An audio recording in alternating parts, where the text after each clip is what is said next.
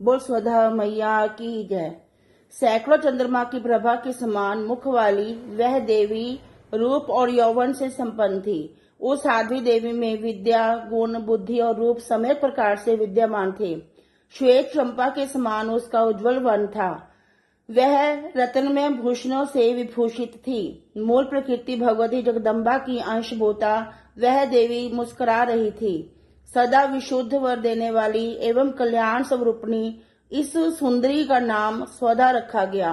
भगवती लक्ष्मी के सभी शुभ लक्षण उसमें विराजमान थे। वह अपने चरण कमलों को शतदल कमल पर रखे हुए थी। उसके मुख और नेत्र विकसित कमल के सदृश सुंदर थे। उसे पितरों की पत्नी बनाया गया। ब्रह्मा जी ने पितरों को संतुष्ट करने के लिए इस तुष्टि स्वरूपिणी को पत्नी रूप से उन्हें सौंप दिया।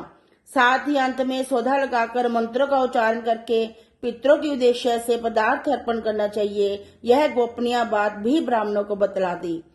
तब से ब्राह्मण उस क्रम से पितरों को कव्य प्रदान करने लगे। यों देवताओं के लिए वस्तुदान में स्वाहा और पितरों के लिए सौधा उच्चारण शब्द का उच्चारण श्रेष्ठ माना जाने लगा। उस समय देवता, पितर, ब्राह्मण, मुनि और मानव इन सब ने बड़े आदर के साथ उन शांत स्वरूपिणी भगवती सौधा की पूजा एवं स्तुति की। देवी के वर प्रसाद से वे सबके सब परम संतुष्ट हो गए। उनकी सारी मनः कामनाएं पूर्ण हो गई। मुंह ने इस प्रकार भगवती सौधा के संपूर्ण उपाख्यान का वर्णन भगवान ने सबके सामने रखा। नारद जी ने कहा, वेद वेदाओं में श्रेष्ठ महामुने, अब मैं भगवती सौधा की पूजा का विधान, ध्यान और स्तोत्र सुनना चाहता हूँ। यत्न पूर्वक बताने की कृपा कीजिए। भगवान नारायण कहते हैं, ब्राह्मण, देवी सौधा का ध्यान सत्वन मंगलमय है। आश्विन मास के कृष्ण पक्ष में त्रयोदशी तिथि को मघा नक्षत्र में अथवा श्राद्ध के दिन यत्न पूर्वक भगवती सौधा की पूजा करने के तत्पश्चात श्राद्ध करना चाहिए। जो बुद्धि का अभिमानी ब्राह्मण सौधा देवी की उपासना ना करके श्राद्ध करता है, उसके श्राद्ध और तर्पण सफल नहीं होते। ये भगवती सौधा ब्रह्मा जी की मानसी कन्या है। ये सदा तरुणावस्था से संपन्न रहती है। पितृ सदा इनकी पूजा करते हैं। इन्हीं की कृपा से श्राद्धों का फल मिलता है। ऐसी इन देवी की मैं उपासना करता हूँ। इस प्रकार ध्यान करके शिला अथवा मंगलमय कलश पर इनका आवाहन करना चाहिए। तदंतर मूल मंत्र से पाद्य एवं आदि उपचारों द्वारा इनका पूजन करना चाहिए। महामुने, ओम श्रीं क्लीं क्लीं स्वधा देवे स्वाहा इस मंत्र का उच्चारण करके ब्राह्मण की इनकी पूजा स्तुति और उन्हें प्रणाम करें। ब्रह्मपुत्र विज्ञानी नारद, अब स्तोत्र सुनो। यह स्तोत्र मानवों के लिए संपूर्ण अभिलाषा प्रदान करने वाला है। पूर्व काल में ब्रह्मा जी ने इसका पाठ किया था। भगवान नारायण कहते हैं, नारद, सौधा शब्द के उच्चारण से मानव तीर्थ स्नायी समझा जाता है।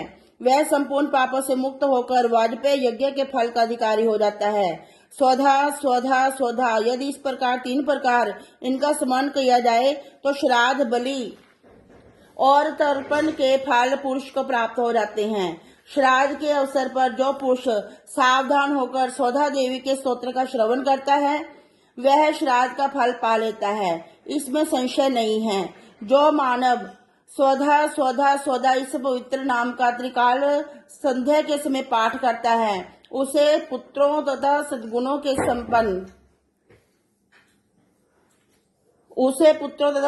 से संपन्न विनीत पतिव्रता प्रिय पत्नी प्राप्त होती है। देवी, तुम पितरों के लिए प्राण तुल्य और ब्राह्मणों के लिए जीवन स्वरूपिणी हो। तुम्हें श्राद्ध की अधिष्ठात्री देवी कहा गया है। तुम्हारी ही कृपा से श्राद्ध और तर्पण आदि के फल मिलते हैं। सुव्रते, तुम्हारा विग्रह नित्य, सत्य और पुण्यमय है। तुम सृष्टि के समय में प्रकट होती हो और प्रलय काल में तुम्हारा तिरोभाव भी हो जाता है। तुम प्राण स्वरूपा स्वस्ति, स्वाहा, स्वधा एवं दक्षिणामयी देवी को नमस्कार है। चारों वेदों द्वारा कर्म फल को संपन्न करने के लिए तुम नियुक्त हुई हो। कर्मों की पूर्ति के लिए ही ईश्वर ने तुम्हें ये 4 रूप बनाए हैं। इस प्रकार देवी सौधा की महिमा गाकर ब्रह्मा जी अपनी सभा में विराजमान हो गए। इतने में सहसा भगवती सौधा उनके सामने प्रकट होगी। तब पितामह ने उन कमल नयनी देवी को पितरों के प्रति समर्पण कर दिया। उन देवी की प्राप्ति से पितर अत्यंत प्रसन्न हुए। वे आनंद से विग्वल हो गए। यह भगवती स्वधा का पुनीत स्तोत्र है। जो पुरुष समाहित चित्त से इस स्तोत्र का श्रवण करता है, उसने मानो संपूर्ण तीर्थों में स्नान कर लिया, उसके समस्त मनोरथ पूर्ण हो गए। बोल स्वधा मैया की जय।